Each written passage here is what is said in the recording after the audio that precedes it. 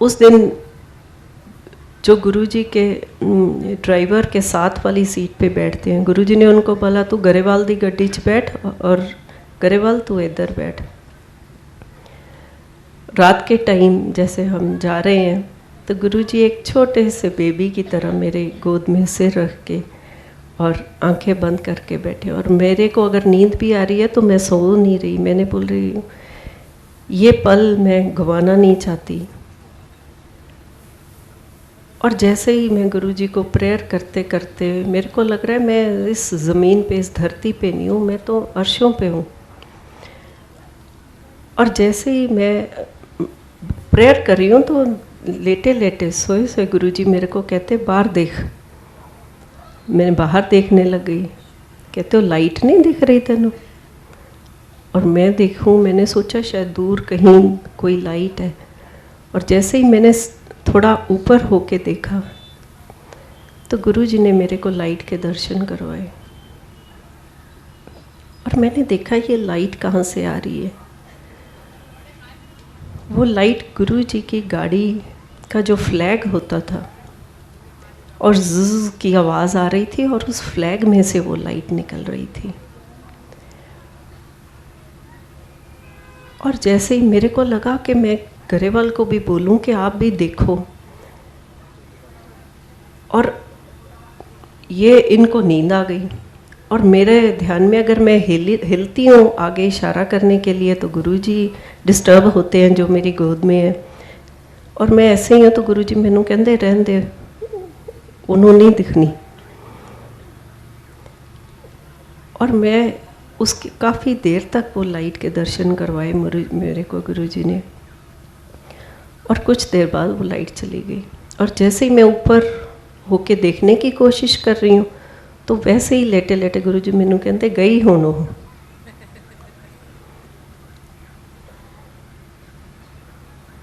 एक दफ़ा बड़ी फॉग थी तो गुरुजी पटियाला से जा रहे थे, मलेरकोटला के पास थे, और मेरे को गुरुजी ने फिर अपनी गाड़ी में बिठाया।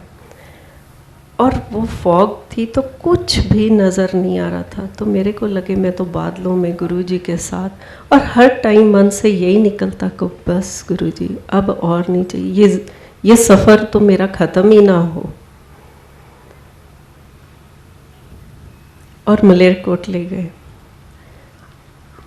और वहाँ पे गुरुजी ने मेरे को स्टड पॉन्ड में लिपटे हुए मेरे को आवाज़ लगाई।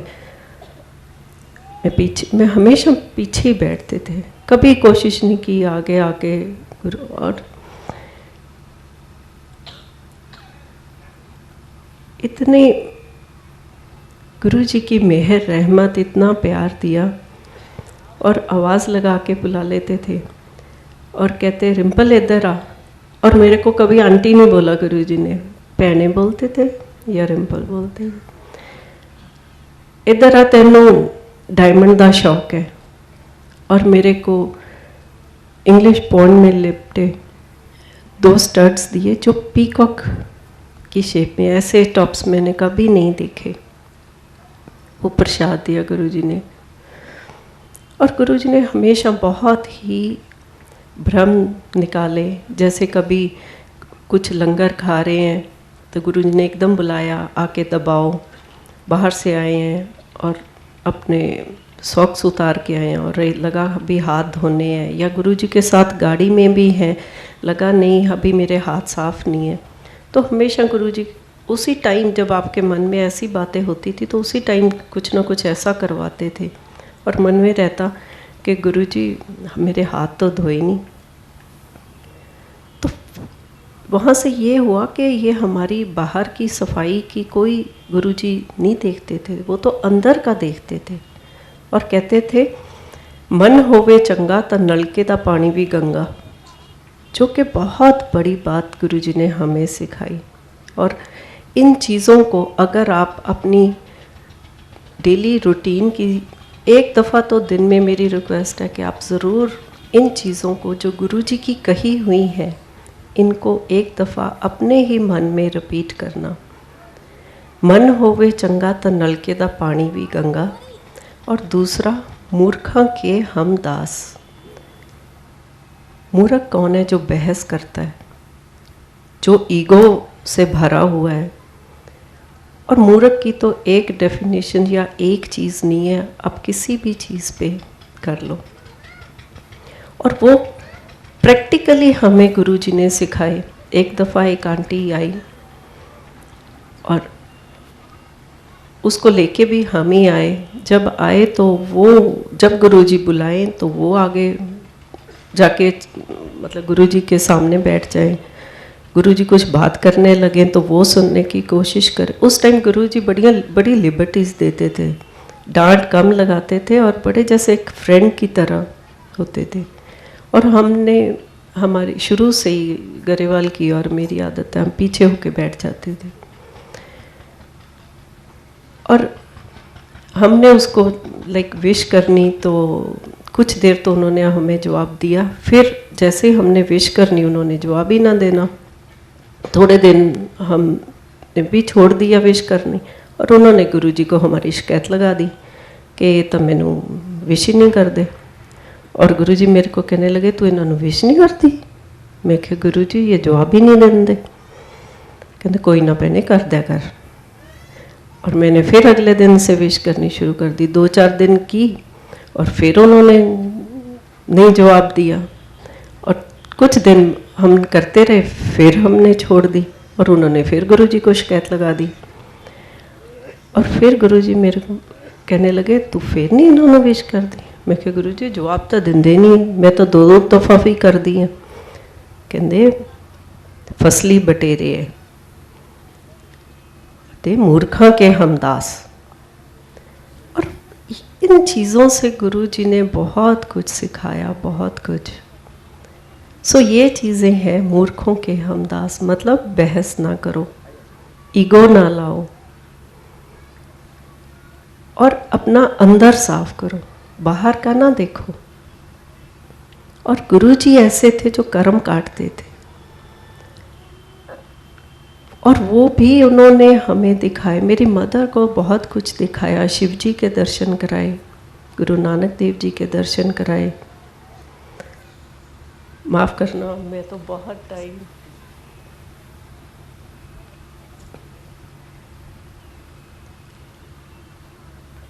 फर्स्ट टाइम जब गोविंदगढ़ गुरुजी आए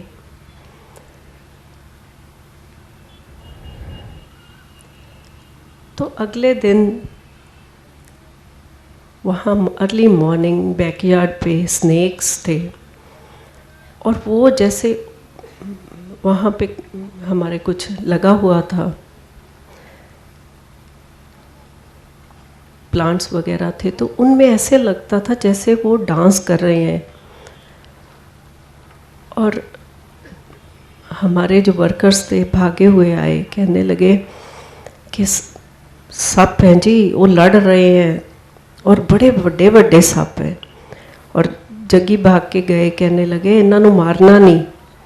और उसी दिन हम गुरुजी का थैंक यू करने जलंधर गए और जाके जैसे ही हमने बोला गुरुजी बड़े स्नेक है, कहते शिव जी आके गए सी, सप्पा ने तो आना ही सी।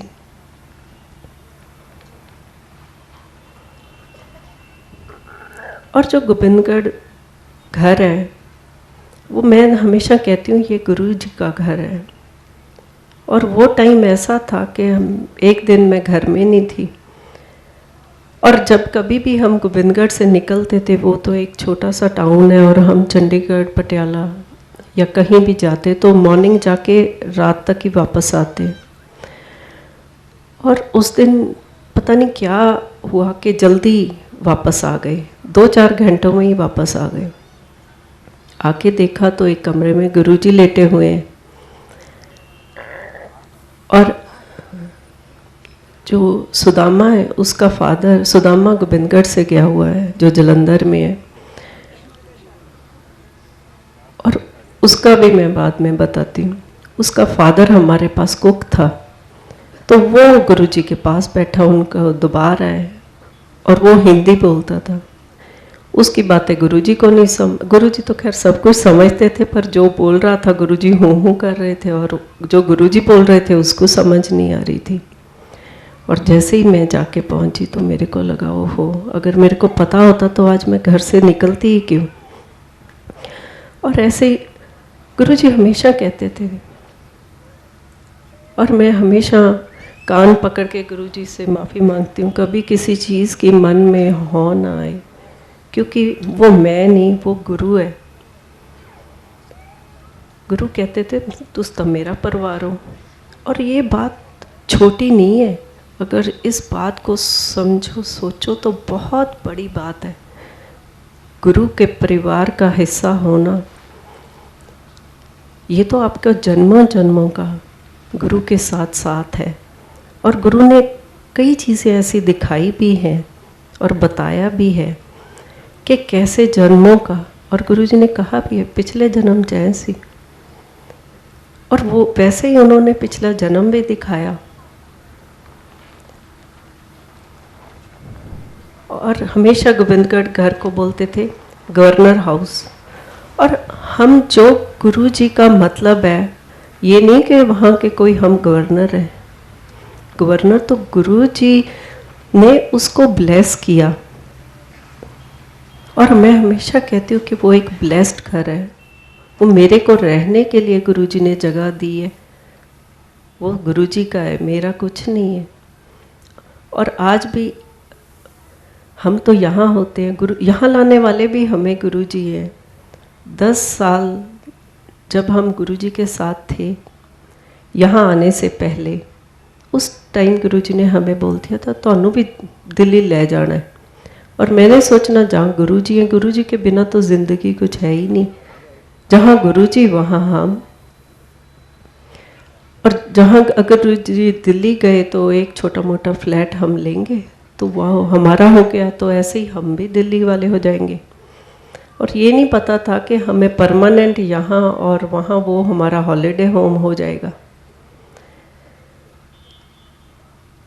और ऐसे आज भी वहाँ पे जो मेरे पीछे वहाँ काम करने वाले हैं वो सब ब्लेस्ड हैं। वहाँ पे गुरुजी पटियाले जाते रात को 1:30-2 बजने, तो भी उन्होंने गोविंदगढ़ घर आके वहाँ संगत ने चाय प्रसाद लेना, गुरुजी ने रेस्ट करना, फिर आगे जाना, चंडीगढ़ आना। पंजाब में कहीं भी गुरुजी ने इस तरफ आना तो गुरुजी ने रात को हमेशा, ये उनकी मेहर ब्लेसिंग। मेरे पास गुरुजी को थैंक यू करने के लिए कोई वर्ड नहीं है।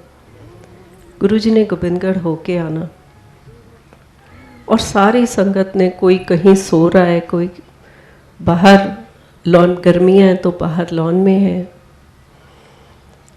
और आज भी वो एहसास वहाँ पे है। और गुरुजी को मैं कहना, गुरुजी ये जो वर्कर्स हैं या पीछे गांव है हमारे, फार्म हाउस है, तो वो सब आपको माथा टेकना चाहते हैं, तो कहने लगे सबको बुला। और पूरे का पूरा वहाँ जो पिंड था वो गुरुजी की ब्लेसिंग लेने आता। और आज भी वो कहते हैं कि गुरुजी की हमें झलक और ये चीज़ें नज़र आती हैं यहाँ पे। Thank you so much for giving me time. और ये गुरुजी की चीज़ें, जो बातें अनमोल हैं, जिनका कोई कीमत नहीं है, जो खजाना गुरुजी ने मेरे को दिया है। और गुरुजी ने कभी नहीं मेरे को कहा था कि तू सत्संग कर। और जब कभी घर भेजते किसी को तो फिर पूछते, फिर रिम्पल की कहती है। और एक दिन किसी को मेरे साथ घर भेजा और मेरे कान में कहते वट कड़ दिए ना दे। और ये सब गुरुजी की ब्लेसिंग है। मैं कभी सोच भी नहीं सकती थी कि मैं कभी ऐसे सत्संग करने के काबिल हूँ या कर सकती हूँ। और ये भी गुरुजी का एक प्रसाद है जो मैंने आप लोगों के साथ शेयर किया। नमस्कार।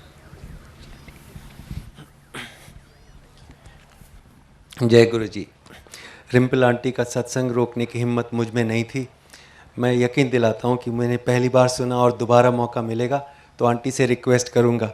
एक बात ये बताना चाहूँगा कि आंटी कल पंजाब जा रही थी और मैंने फ़ोन किया कि आंटी आप अगर संडे को सत्संग करें तो हमें बहुत अच्छा लगेगा।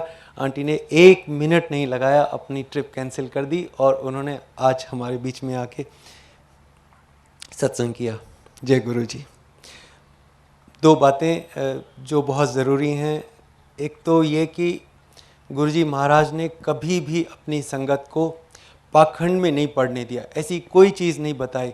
उनके हिसाब से एक बार जब आप ईश्वर से सीधे सीधे जुड़ गए तो बीच के रिचुअल्स की, पाखंड की, कर्मकांड की कोई ज़रूरत नहीं बची किसी भी तरीके की। और दूसरी ये कि गुरुजी ने कभी अपने और अपनी संगत के बीच में कोई बिचौलिया नहीं रखा। कोई भी आदमी के थ्रू आपको गुरुजी महाराज के पास जाने की कभी ज़रूरत नहीं हुई। ऐसा कई बार हुआ कि गुरुजी महाराज के पास कोई लेके गया कि गुरुजी ये मेरे दोस्त हैं, भाई हैं, तो गुरुजी का स्टॉक रिप्लाई ऐसी होती थी, तू बिचौलिया है, तू इसका वकील है। तो वो जानते थे कि उन्हें अपनी संगत से डायरेक्ट जुड़ना है। ना तो कोई गुरुजी के बहुत ज़्यादा नज़दीक है, ना गुरुजी महाराज से कोई बहुत ज़्यादा दूर है, लेकिन सब के सब उनके बहुत प्रिय हैं। जय गुरु जी। तारा अंकल। जय गुरु जी। गुरु जी के चरणों में शत प्रणाम और संगत को भी प्रणाम। गुरु जी के चरणों में आने का मौका हमें 2007 में मिला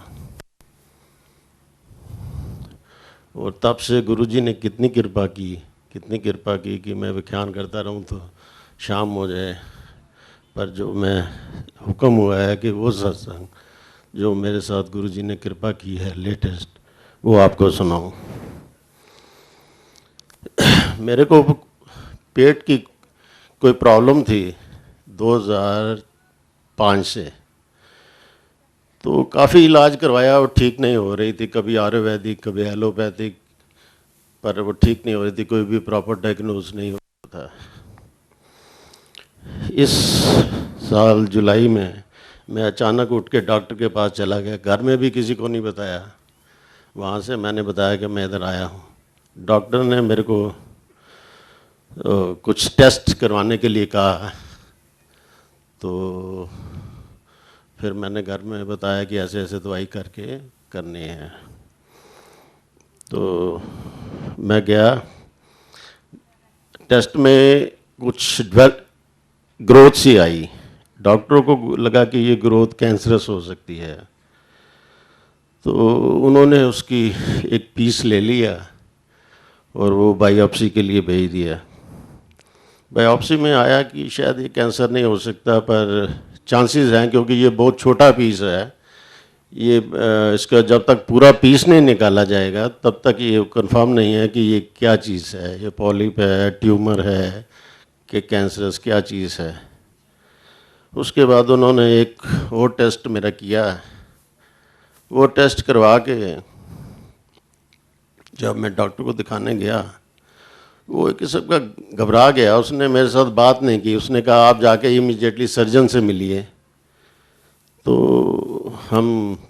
मैं क्या बात तो करो। डॉक्टर बात नहीं, आप सर्जन से मिलिए, फिर मेरे से बात कीजिए।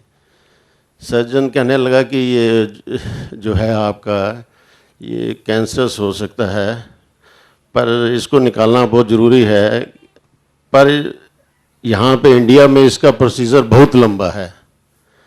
यहाँ पे हमें पहले अगर हम करते हैं तो आपका ऑपरेशन करके उसके बाद नसें कुछ काट के उसमें बैग लगाना पड़ेगा। उसके बाद फिर 1 महीने के बाद लगाना पड़ेगा। तो थोड़ा सा मैं अपसेट हुआ। मैंने कहा ये क्या है। तो उसने फिर एक सजेशन दिया कि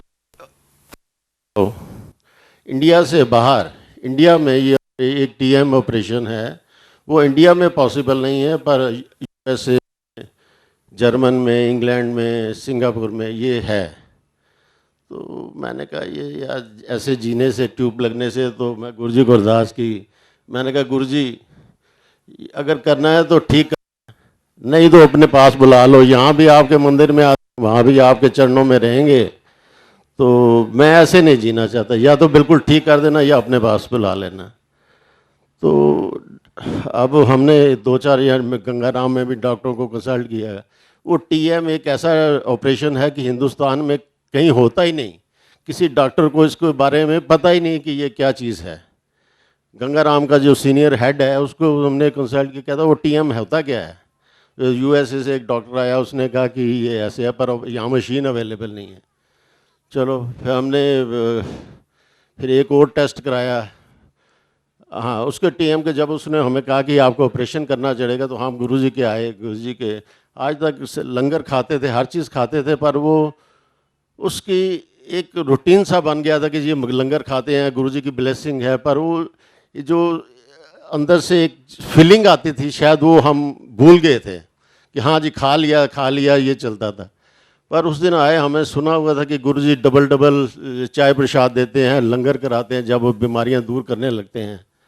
तो हम आए, गुरुजी की जनरली हम एक कोने में बैठते हैं फ़ोटो के पीछे। तो हमारे दिल में आप देखो आज गुरुजी कैसे हम ट्रीटमेंट शुरू करते हैं कि वो हमारा बिना ऑपरेशन के या जैसे भी करना है ये चीज़ को ठीक करेंगे। तो लास्ट थर्सडे का दिन था, लास्ट राउंड चाय का प्रसाद का चल रहा था। तो हम बैठे तो मेरे बेटे के दिमाग में आई कि मिले प्रसाद दोबारा, और उसको मिल गया। उसके दिमाग में आई कि पापा को तो मिला नहीं, तो उनको मिले, ट्रीटमेंट तो उनका होना है। वो गुप्ता अंकल जो चाय प्रसाद देते हैं वो बड़े मंदिर में कोने में जो है दरवाज़ा, वहाँ चाय कर रहे थे। 5-6 चाय के गिलास थे उनके पास। तो वो उन्होंने इधर उधर देखा, फिर संगत में घुस गए। मैंने कहा अब हमें क्या मिलना है। देख ऐसे रहे थे जैसे वो मेरे को देख रहे हैं, गुरुजी ने उनको दिमाग में क्या दौड़ डाला। थोड़ी देर में मैंने कहा अब तो चाय मिलेगी नहीं, अब लास्ट है। वो गुरुजी फिर वहाँ से निकले, वहाँ से सीधा इस तरफ देखते हैं, शायद वो देख नहीं रहे थे मेरे को, पर गुरुजी उनको डायरेक्ट कर रहे थे जाओ। वो सीधा मेरे पास आए, ऐसे बैठे संगत में, काफ़ी दूर पे बैठ रहा, हाथ इतना लंबा करके चाय प्रसाद वो सिर्फ मेरे को दिया, मेरी वाइफ को दे दिया। हमने सोचा कि गुरुजी का ट्रीटमेंट शुरू हो गया। आज जो सुन रहे थे कि उन्होंने उसके बाद लंगर प्रसाद हमने जब तक 1 महीने का टाइम था रोज़ जाना शुरू कर दिया। रोज़ ऐसे होना लगा कि 1 बार 2 बार 3-3 दफ़ा चाय प्रसाद हमें मिलना शुरू हो गया। एक ख़त्म की दी, दूसरा और आ गया। एक बार तो ऐसे हुआ भाई ये एम्पियर हैं तो एक अंकल और लेके फिर हमारे पास खड़े हैं, वो तीसरी दफ़ा हमें चाय प्रसाद दे रहे हैं। मतलब ये फील हो गया कि अब क्या करना है गुरुजी ने, ये तो गुरुजी को पता है, पर यह है कि ट्रीटमेंट उन्होंने जो हमने सुना था वो उन्होंने हमारे शुरू कर दिया है। ऐसे ही लंगर 2-2 3-3 दफ़ा, कभी कोई अंकल लेके आ रहे चलो अंकल लंगर करो, कभी दूसरे अंकल आके जा रहे, कई अंकल को हम पहचानते नहीं, आज तो आपको दोबारा अंकल करके जाना है।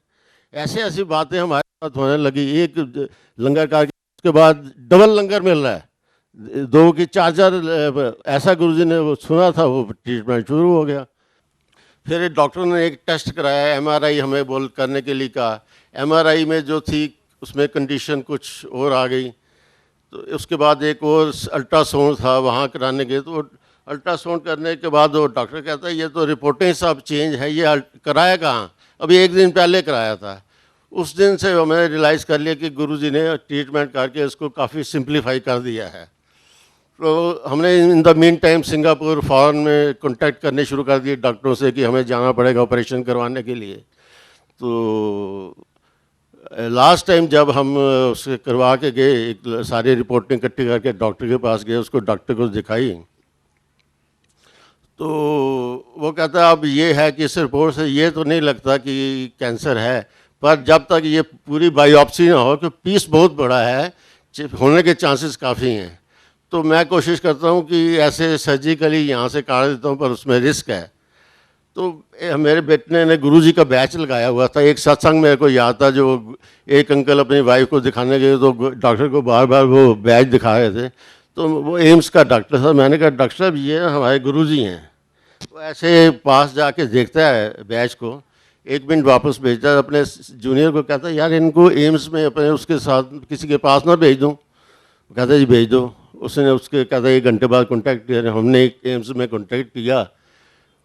गुरुजी की कृपा देखिए जी, ये ऑपरेशन सिर्फ एम्स में, ऑल ओवर इंडिया कहीं भी नहीं होता, सिर्फ एम्स में एक ही डॉक्टर है जो करता है, डॉक्टर पंसर। उसने कहा जी मैं कर दूंगा। तो पहले डेटें मिलती रही, करती रही, चेंज होती रही। हफ्ता हमें एडमिट हो गया, तो उन्होंने कहा वेडनेसडे को आपका ऑपरेशन होगा। तो वेडनेसडे को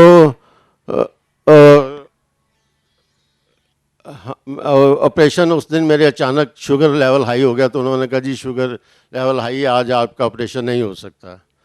तो वो फ्राइडे को पोस्टपोन हो गया। हमारे दिल में स्ट्राइक किया, क्योंकि फ्राइडे को हमारे घर में सत्संग था गुरुजी का। तो हमने कहा कि ये भी गुरुजी की लीला है कि उन्होंने 15 दिन से टालते आ रहे हैं। वेडनेसडे का दिन दिया, वेडनेसडे के दिन को अब उन्होंने फ्राइडे में चेंज कर दिया। तो उस दिन फ्राइडे को लिए फिर वो मेरे को उन्होंने कहा जी 8 बजे आपको ले जाएंगे। 8 बजे को लेके वो मेरे को लेके चले गए, पर ऑपरेशन ले जाते उन्होंने 11 बजा दिए। वहाँ थीजिया रूम में फिर मेरे को बिठा दिया बाहर। तो वहाँ पे फिर मेरे को दिमाग में चलने लगा 12 बजे हमारे घर में जोत जलती है, तो गुरुजी ने ये 12 बजे ही मेरे को अंदर लेके जाएंगे, अंतीजिया देंगे और ऑपरेशन करेंगे। इन द मीन टाइम वो एक दुविधा थी कि अब आंटी जाएं कि ना जाएं, घर में सत्संग है, पूरी संगत आई होती है। तो आंटी का क्या, फिर गुरुजी का जैसे आदेश हुआ कि इन डॉक्टरों कंजरों ने क्या करना है, करना तो मैं नहीं है, तो आंटी को भेजो घर, तो अपने आप आ जाएगी। तुम मेरा बेटा था और मेरा सन इन लॉ था, हम दो ही थे, हमने किसी को नहीं बताया।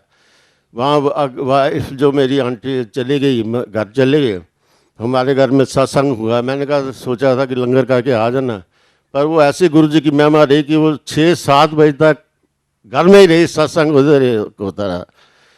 इतना उस दिन घर में हमारे डांस हुआ, ये हुआ, गुरुजी की ऐसी ब्लेसिंग होती रही।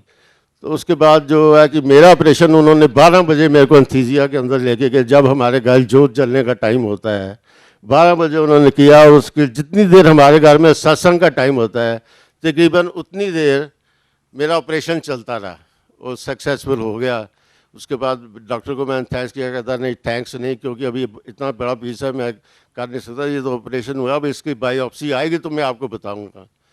तो गुरुजी मेरे को तो था, मेरे को कभी डर नहीं लगा, मेरे को लगता था कि सतगुरु प्यारा मेरे नाल है, मेरे दिमाग में हमेशा यही कीर्तन चलता रहता था।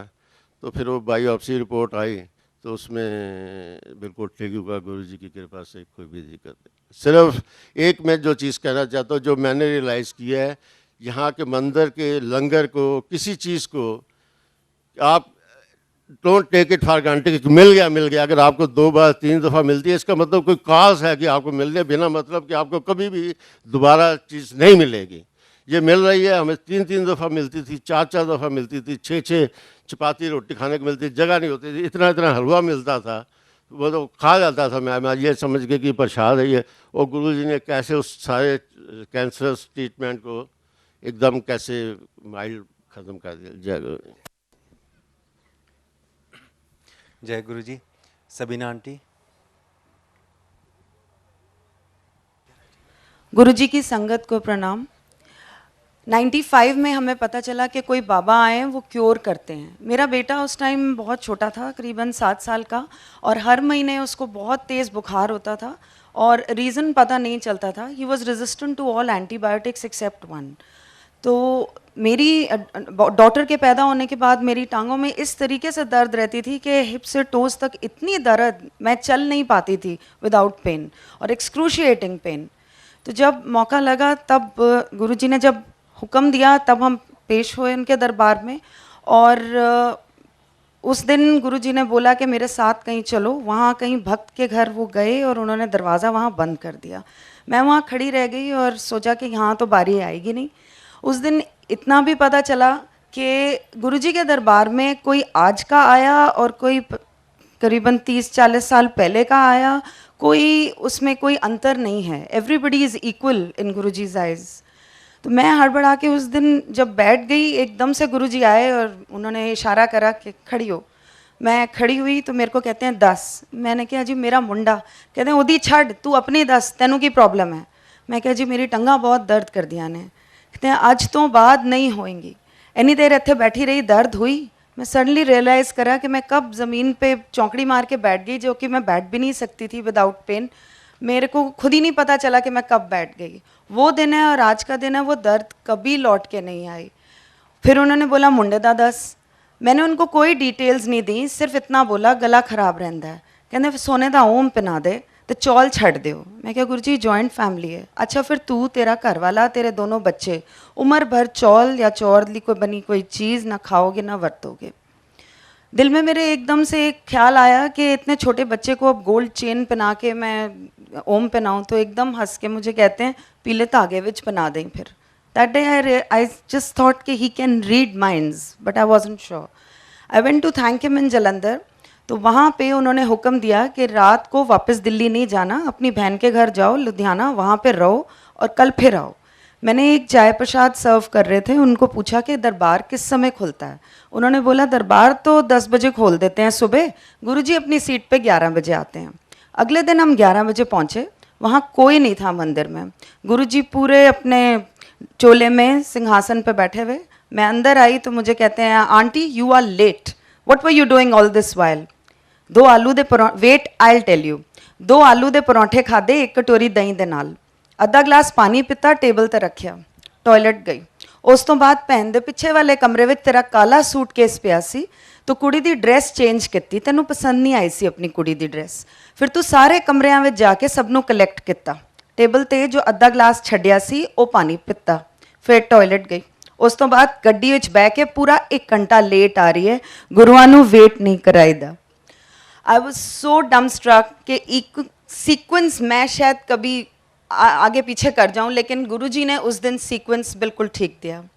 हमें लंगर सर्व किया और उस टाइम महत्व नहीं पता था लंगर का, इतनी सारी रोटियां थी। So I was very very thin that time. I use to have 1 roti. I picked up all the rotis and I said excuse me but I have only 1।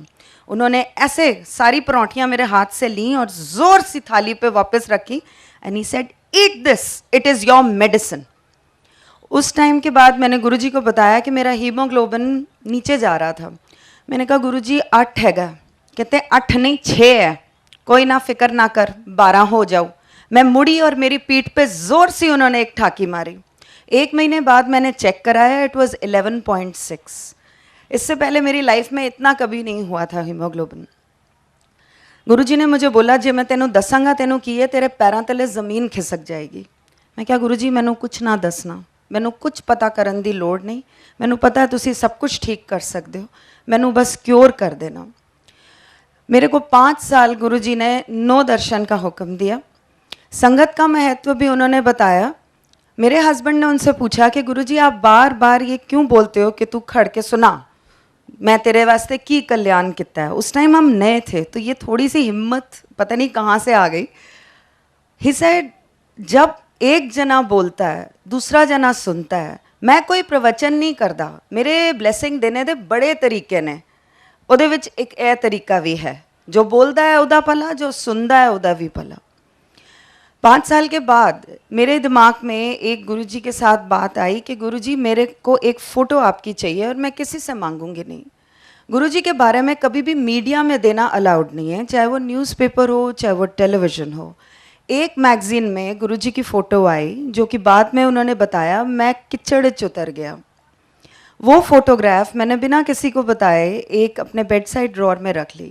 एक दिन मेरा सांस उखड़ गया और जब सांस उखड़ा मेरे बच्चे भागे इधर उधर, मेरी सिस्टर इन लॉ हेल्प के लिए भागी, मेरी मदर इन लॉ गुजर चुकी थी, मेरे फादर इन लॉ बेचारे आवाज़ें दे रहे थे कि की हुए है। जब सब इधर उधर भागे तो मैंने वो फ़ोटोग्राफ निकाली और आई सेड गुरुजी मैनू साह नहीं आ रहा।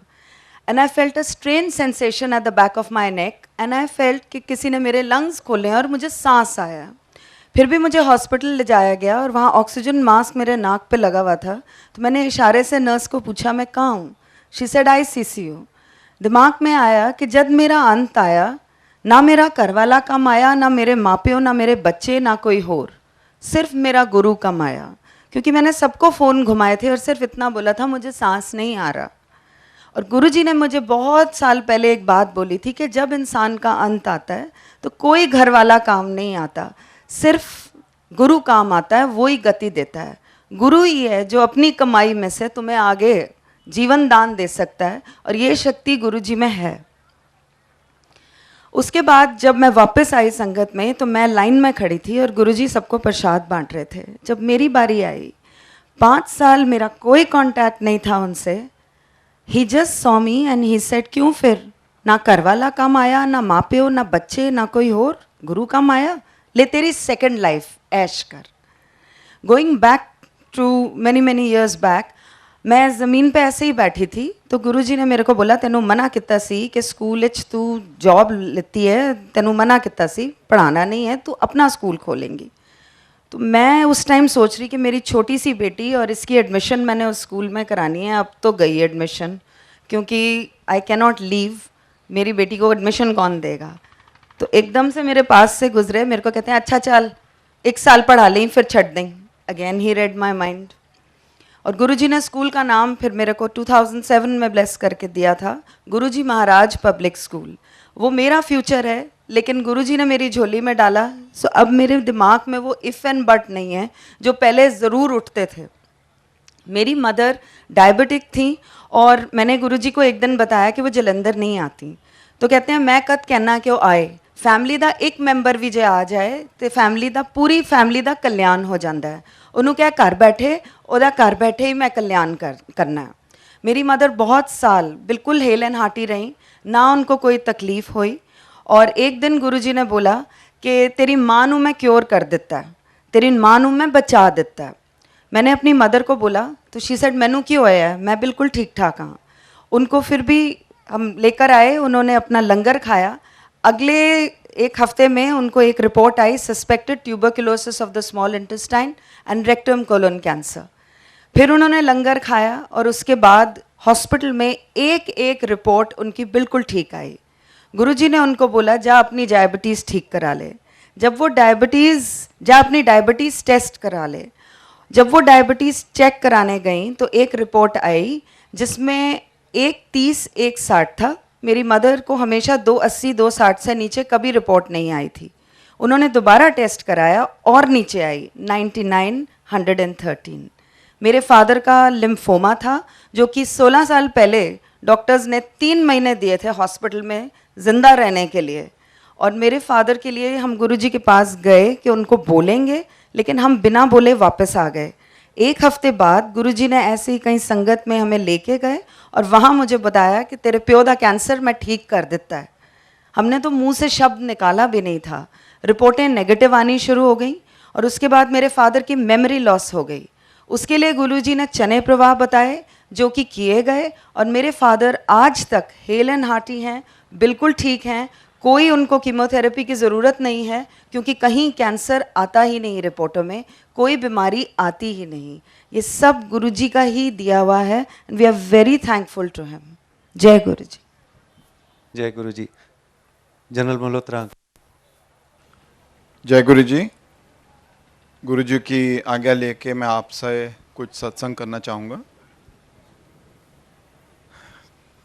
अंकल ने जैसे बताया कि आज सबने सत्संग करना है, तो जैसे पूरा हमारी लाइफ का खुलासा हो जाता है, उसी तरह से जैसे जैसे ख्याल आते रहे, कभी कुछ पुराने नए, तो बहुत मुश्किल में पड़ जाता है कि कैसे छोटे में आपको कुछ बातें बताएं। तो कोशिश करूंगा जैसे गुरुजी चाहेंगे उस तरह से कुछ चीज़ें बताऊंगा। हम भी बहुत लकी थे कि गुरुजी ने हमको जलंधर में तकरीबन 20 साल पहले अपने पास बुलाया, और हम बहुत इस चीज़ के भी लकी थे कि मैं आर्मी में था, इसलिए जो पोस्टिंग वगैरह भी होती रही गुरुजी के आसपास होती रही, कभी हम आगे और कभी गुरुजी बाद में आ रहे हैं चंडीगढ़ दिल्ली, जो कि आर्मी में बड़ी मुश्किल होता है कि आपकी पोस्टिंग जलंधर चंडीगढ़ दिल्ली ऐसे पास होती रहें। लेकिन शायद हम बहुत खुशकिस्मत थे इस चीज़ के लिए, और गुरुजी की बहुत कृपा थी। ख़ासतौर गुरुजी क्या करते थे कि आर्मी वालों को मैं बहुत पसंद करता हूँ, ये बहुत कहते थे वो, और बहुत जल्दी भी काम कर देते थे। शायद इसीलिए क्योंकि हम कहते हैं कि अकल और राइफल बाहर रख के आया, अकल शक्ल बाहर रख के आया करो, और गुरुजी के मंदिर में भी यही हुक्म था कि अपनी इफ़ एंड बट बाहर रख के आया करो। तो इसलिए शायद आर्मी में और गुरुजी के पास आने में काफ़ी समानांतर है, और इसीलिए शायद हमको ज़्यादा जल्दी ब्लेसिंग मिल जाती थी। अभी यही है कि जब हम आए थे तो हम काफ़ी दुविधा में थे, हमारा बहुत बड़ा एक्सीडेंट हुआ था, हमारी डॉटर काफ़ी अनवेल थी, और हम कई हॉस्पिटल में कई डॉक्टर्स के पास आते जाते रहते थे। पर गुरुजी ने, जो जलंधर में लोग थे उनको पता है कैसे खुद पानी के साथ एक माचिस की तीली जलाकर उसकी आँख वगैरह को उसको काफ़ी ठीक किया, और ये फिज़िकली उस टाइम हमने देखा है कि कैसे गुरुजी कहते थे और करते थे। उसी तरीके से हम चलते रहे और मेरी वाइफ को भी काफ़ी प्रॉब्लम्स होती थी, रात को रेस्टलेसनेस होती थी लेग्स में। बस गुरुजी ने एक दिन एक ट्रीटमेंट रूम बता रहे थे अभी कि ट्रीटमेंट रूम था, और वहाँ लेकर गए, चुन्नी बांधी और कहा चल तेरा कल्याण हो गया। And something that she was suffering from for 25 years, 25 साल से उनको प्रॉब्लम थी या 20 साल से प्रॉब्लम थी, वो एक दिन के 2 दिन के अंदर ठीक हो गई। और आज तक 20 साल होने पे आए हैं कि आज तक दोबारा से कंप्लेंट कभी नहीं हुई रात को कि लेग में पेन हो रहा है या रेस्टलेसनेस हो रही है। मेरे को स्पॉन्डिलाइटिस हो गया था वहीं पर ही। तो एक दिन मैं मंदिर में बैठा था, क्योंकि हम अपनी डॉटर के लिए ज़्यादा सोचते थे इसलिए अपनी बात बताते नहीं थे कि हमें क्या प्रॉब्लम है। तो एक दिन अपने आप ही गुरुजी एक, जैसे अभी बता रहे थे, एक कमरे से दूसरे कमरे में आते जाते रहते थे और मैं पीछे बैठा हुआ, तो बुलाया, अंकल आ जाओ तेरा स्पॉन्डिलाइटिस ठीक करिए। तो I was quite surprise, how does Guruji know it, but he took me inside and एक चम्मच मंगाया उधर से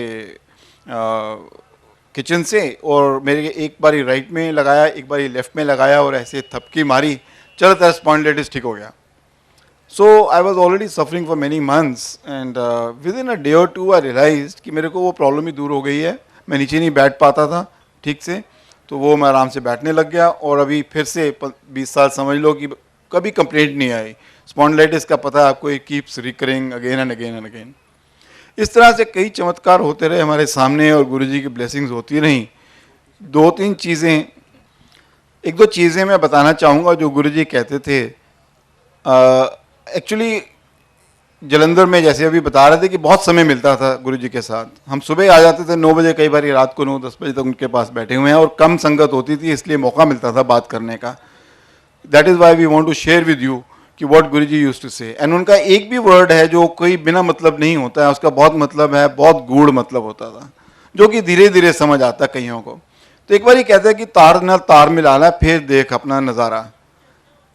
यानी कि मतलब है कि मेरे साथ तुम डायरेक्ट कम्युनिकेशन कर लो। अभी एक आंटी भी कह रहे थे तार से तार मिला ला, ऐसे करके करते थे। मेरे से आप डायरेक्ट कम्युनिकेशन एक बार ही कर लो, that means you establish the channel for getting the blessings. तो एक बार ही वो तार से तार मिल गई, then I will start giving the blessings through that connection. He used to say a lot that.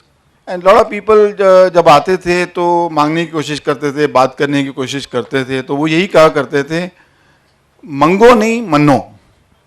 That means अगर तुम सोच के आए हो कि आप भगवान के पास आ रहे हैं और ऐसे ऐसे कल्याण चाहते हैं जो सिर्फ भगवान ही कर सकते हैं, then how do you think that he doesn't know कि आप आए किस लिए हैं। उनको तो ऑलरेडी मालूम है कि आप किस लिए आए हैं, कौन हैं। कई जगह उन्होंने एग्जाम्पल्स भी बताया कि फलाना बार डॉक्टर नैयर आया, उसको अंदर बुला ले। वो फर्स्ट टाइम आ रहा था, किसी को पता नहीं था आ रहे हैं, but he know sitting inside कि बाहर कौन खड़ा है, क्या सोच रहा है, क्यों नहीं अंदर आ रहा, किस but his followers, his bhakt, he will call you not only from within the town, from all over the world. And the same thing is happening now. He is calling people all over the world, चाहे USA चले जाओ, चाहे UK चले जाओ या any other country, वहाँ गुरुजी के सत्संग हो रहे हैं। जैसे वो कहा करते थे कि तो फिक्र ना करिए, ऐसे कार सत्संग होया करेगा। तो आपने एक बार जब गुरुजी को मान लिया मीन्स टोटल फेथ, ये भी कहते थे वो, टोटल सरेंडर किया करो। सरेंडर का मतलब तो यही जान सकते हैं कि you have full faith in what he is doing. यानी कि आपके ऊपर थोड़ा सा कष्ट भी अगर आ रहा है, आप समझो कोई कष्ट काटा जा रहा है, वो थोड़ा सा कष्ट आपको, क्योंकि आपके कर्मों में लिखा है, वो काटने की मदद करते हैं। और जो थोड़ा बाकी आपका 90% 80% कष्ट दूर कर रहे हैं, वो गुरुजी ही कर रहे हैं। वो वाकई ही साक्षात भगवान थे। बहुत किस्से हैं जो इसमें उन्होंने खुद ये चीज़ें करके दिखाई हैं, लोगों को दिखाई हैं। आफ्टर ऑल इतने लोगों को कह देना कि चल तेरे को नई जिंदगी दी, एक नहीं कई, मैं कह रहा हूँ thousand and thousand and thousands of people are there, he has told them. तो आफ्टर ऑल कौन ऐसी ज़िंदगी किसी को दे सकता है? भगवान ही दे सकते हैं। और ये भी उनमें क्षमता थी। अगर वो कहेंगे कि चल तेरे को 5 साल दिए, आप उस डेट को नोट कर लीजिए और फिर देखिए जब 5 साल पूरे होंगे तब तक उस आदमी को कुछ नहीं होगा। And if he does go away then it will be on the 5th year or afterwards. This has happened many times. Many people are there in Punjab, Delhi, who had these experiences about themselves. like that. My sister also came to Guruji, and she also got blessed. Her husband had cancer in a very advanced stage, बहुत spread out था. तो गुरुजी ने एक इशारा किया कि ऐसे कर लो, और जैसे ही उन्होंने वैसे किया, he's hale and hearty. They were his brother had, elder brother had, and a lot of problems, whereas he is now about 10 years that he's never had problem again, and the cancer is all right. He just takes one tablet in a month or something like that, or injection in a month. That is all he has to do. He helped my sister also. How he gave us an indication when he was going is something amazing. We could not believe in our lives कि गुरुजी इतनी जल्दी चले जाएंगे, या हम सोच ही नहीं सकते थे.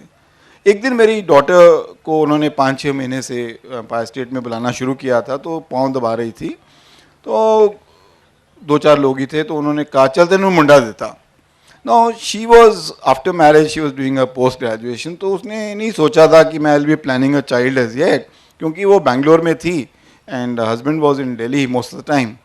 तो जब उन्होंने ऐसे बोला तो उसने सोचा गुरुजी की आज्ञा है शायद, तो उन्होंने पूछा Guruji should I plan a child now, कि मैं अभी प्लान करें हम अपने बच्चे के लिए. नहीं नहीं नहीं, हल्ले नहीं,